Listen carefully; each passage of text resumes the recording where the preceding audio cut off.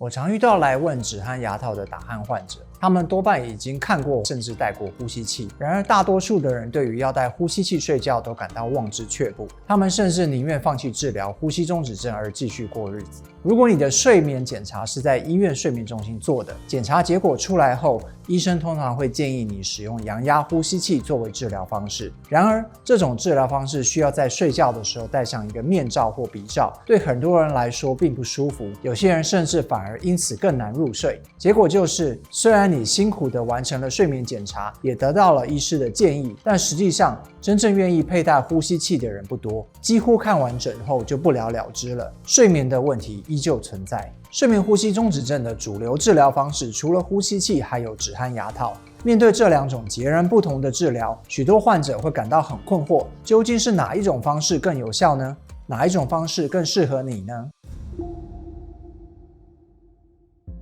持续性正压呼吸器是由澳洲的 Colin Sullivan 教授于1981年发明的。CPAP 的发明首次为睡眠呼吸中止症的患者提供了一种有效的非侵入式呼吸治疗。它的运作方式是把空气持续地推进鼻腔或口腔来打开阻塞的呼吸道，这对于重度睡眠呼吸中止症来说非常的有效。许多研究证实，常规的使用 CPAP 可以显著地改善睡眠呼吸中止症的夜间缺氧和呼吸中止指数，也就是所谓的 AHI， 而且它还可以缓解许多睡眠呼吸中止症所引起的共病，包括了高血压、心脏病、糖尿病等。另外，睡眠呼吸中止症所带来的缺氧跟睡眠品质问题，例如白天的嗜睡跟慢性疲劳，在使用呼吸器治疗后都能够得到有效的改善。但关键来了，如果你每晚佩戴 CPAP 的时间不足4小时，基本上研究发现这样戴了就等于没戴，对你的呼吸中止症一点帮助都没有。我有些病人非常的好笑，他跟我说他每天晚上戴了1-2个小时之后就放在床边就再也不戴了。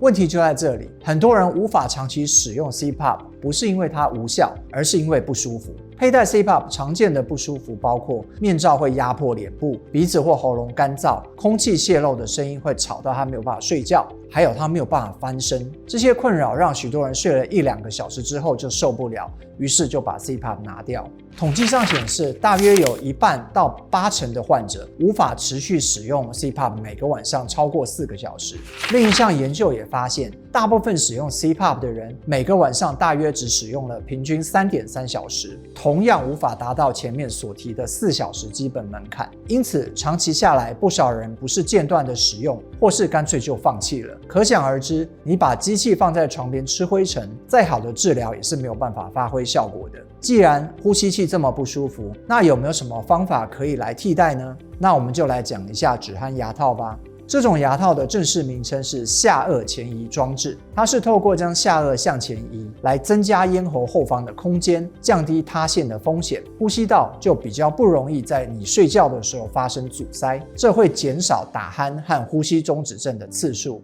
我们这边所说的牙套是需要由牙医按照你的齿模跟呼吸道结构所设计的，主要是在晚上的时候佩戴的牙套。它不是那种白天拿来做牙齿矫正用的透明牙套，也不是你在网络上买到的那种矽胶牙套，那个是智商税啦。止鼾牙套最大的优点是比较舒服，所以你可以戴一整晚睡觉。它不像呼吸器有管子、机器或声音，也不用插电，戴上就能够睡，也不会影响翻身的问题。对于无法忍受呼吸器面罩的人来说，牙套常常是一个比较自然、比较舒服，也愿意长期使用的一个替代方案。而且牙套的体积比较小，出差和旅行比较好携带。许多患者跟我们反映说，戴了牙套之后，打鼾的声音就不见了，或者是真的变得很小。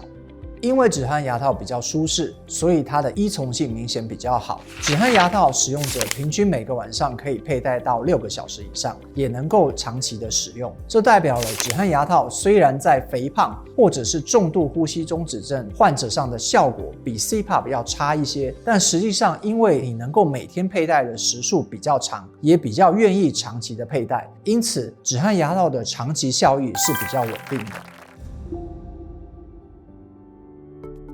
止鼾牙套虽然对于大多数呼吸中止症患者的效果显著，但对于重度呼吸阻塞、过度肥胖、颈围较粗的人，效果就会比较差。如果你是重度的呼吸中止症患者，同时又患有许多的共病的话，或者是你的 BMI 实在太高，舌头和颈部有太多的脂肪，以上这些情况会导致止鼾牙套的效果比较不好。这样的话 CPAP 暂时还是你的唯一选项。不过不要气馁，我们可以借由阶段性的治疗策略来改善。也就是说，你可以先使用 CPAP 进行治疗一段时间，我们先想办法让你的血氧低下的情形可以得到控制。同时呢，我们开始改变你的生活习惯，减少慢性发炎，并改善 BMI。随着这些指标的改善，你的呼吸中止症指数就有机会下降到轻度或者是中度。这个时候，你就可以摆脱呼吸器，改戴止鼾牙套了。其次，如果你要戴止鼾牙套，牙齿本身要够健康。如果你有活动假牙、牙周病或牙齿松动的迹象，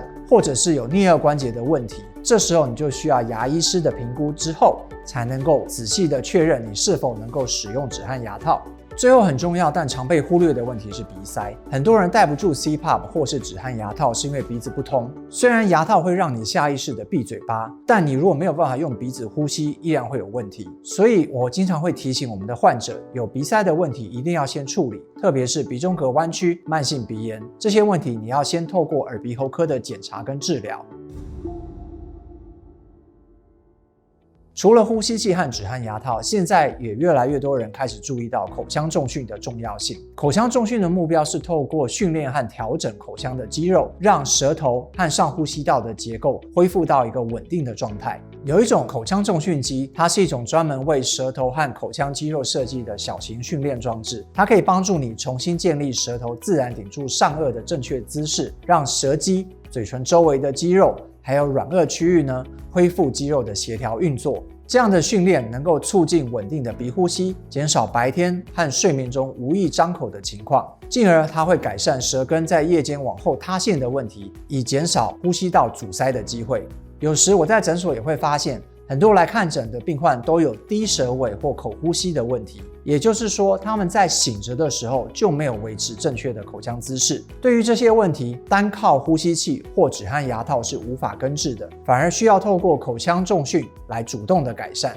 如果你做口腔重训觉得效果不佳，那很有可能有一个问题是舌系带过短。舌系带是连接舌头底部和口腔底部的一个纤维组织，如果舌系带过短，会影响舌头无法自然的顶着上颚，这不只会影响说话、吞咽，还会造成睡眠呼吸的问题。这类情况很有可能会需要医生的评估来决定是否要进行舌系带的手术，解除舌系带的活动限制，你后续的训练才会有效。你还在烦恼要选择呼吸器还是止鼾牙套吗？欢迎在下方留言你的想法，或者是点击资讯栏预约评估。好了，今天的节目就进行到这里，请有兴趣的朋友按下订阅并开启小铃铛。我是马永昌医师，愿你用呼吸和睡眠找回自我疗愈的原力。我们下支影片见，拜拜。